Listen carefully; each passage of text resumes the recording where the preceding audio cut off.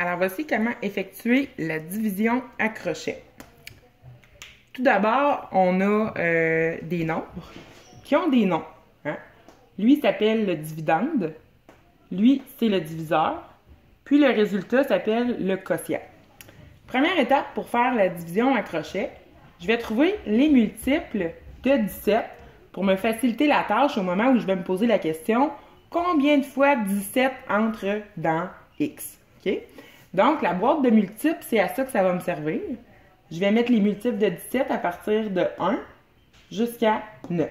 Donc, je débute en faisant 1 fois 17, 17, 2 fois 17, 34, 3 fois 17, 51, 4 fois 17, 68, 5 fois 17, 85, 6 fois 17, 102, 7 fois 17, 119, 8 fois 17, 136 et 9 fois 17, 153. Maintenant, je peux débuter à faire la division en crochet. Premièrement, je vais prendre le premier chiffre complètement à gauche et me poser la question combien de fois 17 entre dans 6? Bien, ça ne fonctionne pas, je ne peux pas mettre 17 dans 6. Donc, je vais voir plus loin. C'est la seule fois dans la division où j'ai le droit de faire ça, parce qu'en d'autres temps, ce sera de venir mettre 0 ici. Mais ce n'est pas pertinent pour la première étape. Donc, première chose, je vais voir à 62. Ça fonctionne. En fait, 62 est plus petit que 68 et plus grand que 51. Donc, je ne peux pas prendre celui-là parce que mon but, c'est de venir faire la différence, de soustraire.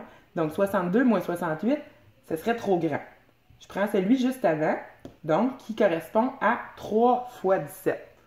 3 fois 17 me donne 51. Et comme je te disais tantôt, on fait la différence. 2 moins 1, 1. 6 moins 5, 1. Maintenant, je vais devoir descendre 9. Je le descends pour obtenir 119. Je vais chercher combien de fois 17 entre dans 119.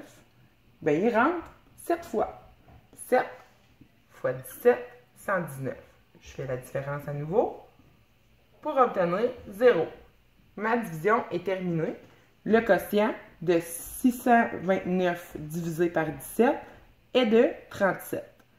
J'ai une dernière étape à faire pour prouver que je ne me suis pas trompée dans mon calcul parce que la division est l'opération inverse de la multiplication. En multipliant mon quotient par mon diviseur, je vais obtenir un produit qui devrait être le dividende. Donc, 7 fois 37, je fais ma multiplication. 7 fois 7, 49. Je retiens 4. 7 fois 1, 7. Plus 4, 11. Tcha, tcha, tcha. Je fais la somme. Ensuite, en additionnant les multiplications au niveau des dizaines. 3 fois 7, 21. Je retiens 2. 3 fois 1, 3. Plus 2, 5. Et j'additionne le tout. 9 plus 0, 9. 1 plus 1, 2. 1 plus 5, 6. 629, 629. J'ai donc prouvé que ma division a été bien effectuée. Donc, ici, c'est quand même simple parce que on arrive juste. Il n'y a pas de reste.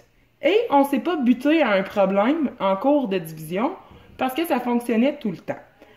Je vais vous donner un exemple d'une division qui peut être plus problématique et nous amener à faire des erreurs. Donc, toujours d'avoir notre boîte prête à être utilisée pour écrire nos multiples. Cette fois-ci, je vais diviser 5465 par 9. Je vais faire ma boîte de multiples partant de 1 jusqu'à 9. 9 fois 1, 9. 9 fois 2, 18. 9 fois 3, 27. 9 fois 4, 36.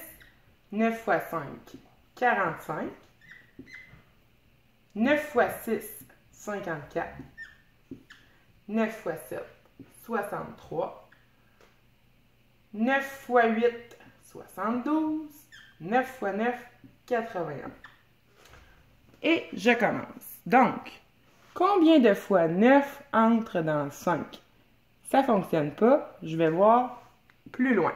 Dans 54, ben 9 entre 6 fois. 6 fois 9, 54.